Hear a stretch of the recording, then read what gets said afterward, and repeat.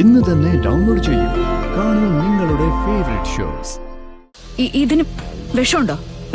ഇറുക്കമാ, കൊടും വിഷം. ഇവന് വനത്തിന്ന് കടിച്ചത്. ഇവൻ തൊട്ട യാർക്കുമേ ഊരിക്കാതെ. ഞാൻ പറഞ്ഞവളുണ്ടല്ലോ കൃഷ്ണ, അവളുടെ മരണം ഇന്ന് തന്നെ നടക്കണം. അവളുടെ അടുത്തേക്ക് പോകുമ്പോ കൂടെ ഞാനും വരുന്നുണ്ട്.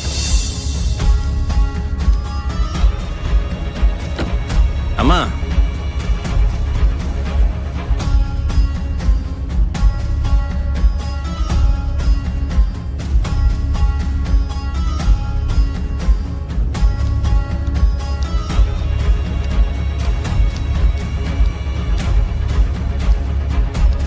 ആനന്ദ് പറഞ്ഞ ആളാണോ?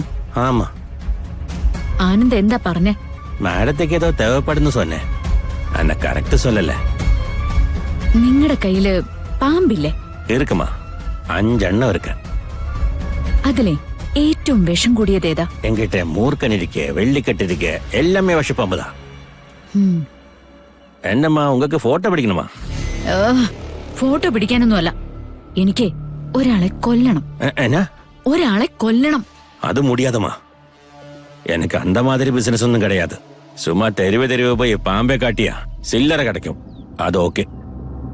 ആണോ ഒരാളെ കൊല പண்றது അത് മുടിയാതമാ. തനിക്ക് ഞാൻ തരാൻ പോകുന്ന കൂലി എത്രയാണെന്നറിയോ? 3 ലക്ഷം രൂപയാ. എവലോ? 3 lakhs. ഞാൻ പറയുന്ന ഒരാള് തന്റെ പാമ്പ് കടിച്ച് ചത്താൽ ആ നിമിഷം തനിക്ക് തന്റെ പണം കിട്ടിയിരിക്കും. എന്നാലും വേണമെങ്കിൽ മതി, അല്ലെങ്കിൽ ഞാൻ അടുത്ത ആളെ നോക്കും. അമ്മ നില്ലുങ്കോ.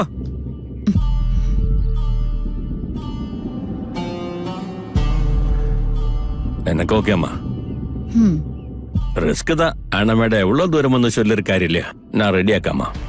ഗുഡ്. അപ്പൊ എപ്പോഴാ എനിക്ക് പാമ്പിനെ കാണാൻ പറ്റുക? மேடத்துக்கு இப்ப டைம் இருக்கா? கூட வாமா. നടക്ക.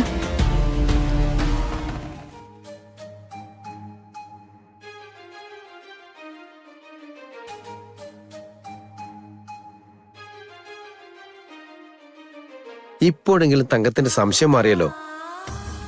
ആ പെണ്ണുമ്പിള്ള പറയുന്നതും കേട്ട് അവിടെ ചെന്ന് എന്തെങ്കിലും ബഹളം ഉണ്ടാക്കിയിരുന്നെങ്കിൽ അത് കൃഷ്ണയുടെ ജീവിതത്തിനല്ലേ ബാധിക്കുന്നേ, അല്ലേ? എന്റെ സുനന്ദേ, തങ്കത്തിനെ കണ്ടപ്പോ ആ കുടുംബക്കാരുടെ പെരുമാറ്റം ഒന്ന് കാണണമായിരുന്നു. ഹോ, എന്തൊരു സ്നേഹമായിരുന്നു. അതിപ്പോ ആ വീട്ടിലെ ഏറ്റവും മുതിർന്ന ആള് മുതൽ താഴെയുള്ള ആള് വരെ ഒരു വ്യത്യാസമില്ലായിരുന്നു, അല്ലേ തങ്കം? ഗോപാലൻ പറഞ്ഞത് ശരിയാ. നല്ല കുടുംബക്കാരെ. ഇത്രയും വലിയ കാശുകാരാണെന്നുള്ള ഭാവം ഒരാൾക്ക് പോലും ഇല്ല. നവീൻ എന്തൊരു നല്ല കുട്ടിയെ. തങ്കേച്ചി, ഇനിയെങ്കിലും ഒന്ന് മനസ്സിലാക്കിക്കോ. തങ്കേച്ചിയുടെ മോളെ കൊള്ളാവുന്നൊരു വീട്ടിലേക്ക് കല്യാണം കഴിച്ചെന്ന് പറയുമ്പോ അത് മനസ്സിൽ പിടിക്കാത്ത കുറെ പേരുണ്ടാവും. അവരിതുപോലെ ശാപത്തിന്റെ കഥയും ആ വീടിനെ കുറിച്ചുള്ള കുറ്റവും കുറവും ഒക്കെ പറയും. തങ്കേച്ചി വേണം അത് മനസ്സിലാക്കി പ്രതികരിക്കാൻ. എന്റെ മനസ്സിലുണ്ടായിരുന്ന സംശയമൊക്കെ മാറി സുനന്ദേ. പോയത് നന്നായി. ഇല്ലെങ്കിൽ അതൊക്കെ എന്റെ മനസ്സിൽ കിടന്ന് അത് വല്ലാണ്ട് പ്രശ്നം ഉണ്ടാക്കിയേനെ. ഞാൻ എന്റെ ജീവിതത്തിൽ പുണ്യമൊന്നും ചെയ്തിട്ടില്ല. അതുകൊണ്ടാ എന്റെ ജീവിതം ഇങ്ങനെയായി പോയത്. പക്ഷേ കൃഷ്ണ കുഞ്ഞുനാള് മുതലേ മറ്റുള്ളവർക്ക് വേണ്ടി വിട്ടുവീഴ്ചയില്ലാതെ കഷ്ടപ്പെടുന്ന അവളുടെ മനസ്സ്, അത് ദൈവം കണക്കിലെടുത്തു എന്ന് പറഞ്ഞാ മതി. അതുകൊണ്ടല്ലേ അവക്ക് ഇത്രയും നല്ലൊരു ജീവിതം കിട്ടിയത്. കാര്യം കൃഷ്ണയ്ക്ക് ഇങ്ങനെ ഒരു നല്ല കുടുംബത്തിൽ നിന്ന് ബന്ധം കിട്ടിയത് ഭാഗ്യമാണെന്ന് നമ്മൾ പറയും. പക്ഷേ കൃഷ്ണയെ പോലൊരു പെൺകുട്ടിയെ കിട്ടാൻ അവര് ഭാഗ്യം ചെയ്യണം. അങ്ങനെ പറയുന്നതാ സത്യം. അത് ശരിയാ. ഒരു 10 ജന്മം തപസ് ചെയ്താ പോലും കൃഷ്ണയെ പോലൊരു കുട്ടിയെ മരുമകളായി കിട്ടില്ല. തങ്കേച്ചി അവളെ നന്നായിട്ട് വളർത്തി. അതിന്റെ കൂലിയാ ദൈവം ഇപ്പൊ തന്നോണ്ടിരിക്കുന്നത്. കൃഷ്ണയും കുട്ടി നവീൻ വരാന്ന് സമ്മതിച്ചിട്ടുണ്ട്. വരും തങ്കം, ഉറപ്പായും വരും. വന്നിട്ട് തങ്കത്തിനെ കൊണ്ട് അവിടെ ഇവിടെ പോവുകയും ചെയ്യും. തങ്കത്തിനൊരു വീഴ്ച വരുമ്പോ അപ്പുറം ഇപ്പുറം മോളും മരുമോനും നല്ല സ്ട്രോങ് ആയിട്ടുണ്ടാവും. അതെനിക്ക് ഉറപ്പാ.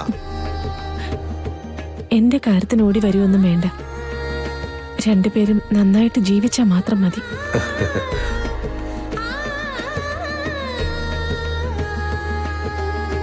ദൈവമേ, എന്റെ മക്കളെ കാത്തോളണേ.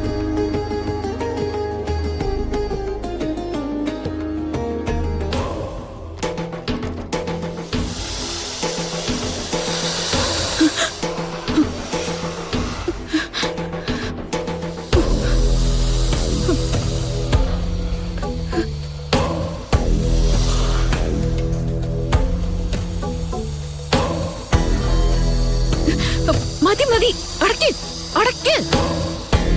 ഇതിന് വിഷമുണ്ടോ? ആ, ഇറുക്കമാ, കൊടും വിഷം.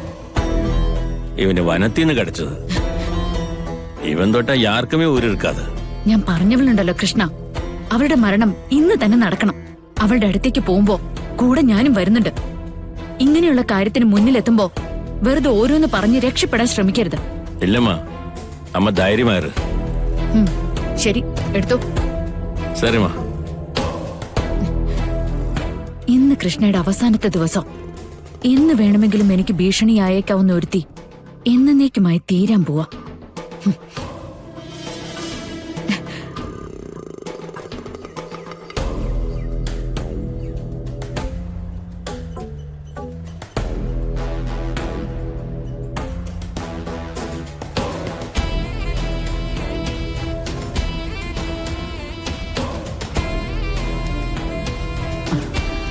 എന്തിനാണാവോ ആളയച്ചത്?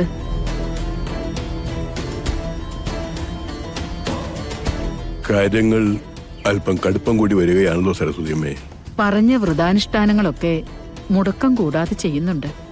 ഒരു വീഴ്ചയും അക്കാര്യത്തിൽ വന്നിട്ടില്ല. പിന്നെന്താ?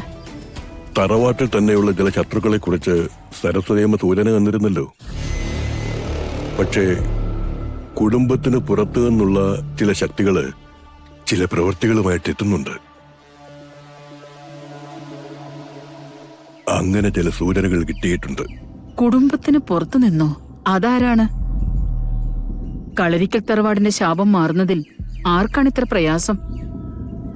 ആളെ വ്യക്തമല്ല. പക്ഷേ നടക്കുന്ന കർമ്മങ്ങൾ പൂർത്തിയാകാതിരിക്കാൻ ശ്രമമുണ്ട് എന്നുള്ളത് സത്യ. എന്തായാലും ഒരു കാര്യം പറയാം.